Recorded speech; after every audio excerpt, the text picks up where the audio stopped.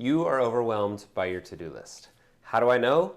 Science. The team behind getting things done in a research study found that 3 out of 5 workers are overwhelmed by their to-do list. 3 out of 5. That is an epidemic. So maybe you're in the minority that's not overwhelmed, but I guarantee that means your teammates or coworkers are overwhelmed by their to-do list. But why?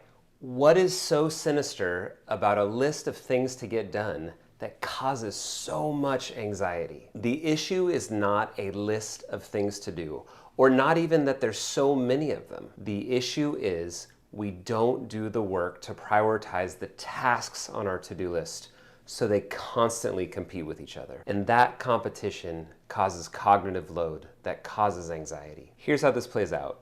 You take a task on your to-do list and you start working on it. And maybe you're 15 minutes in. And in the back of your head, you start thinking to yourself, ooh, is this the most important thing for me to be working on?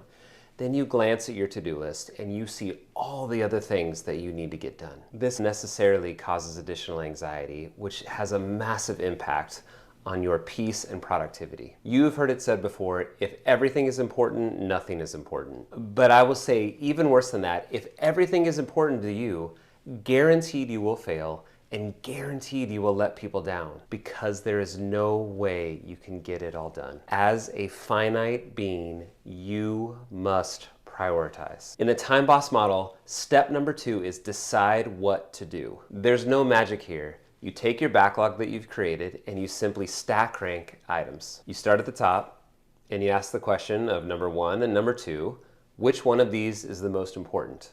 And you rearrange the order. And then you go to number 2 and number 3 and you do the same thing again. That's it.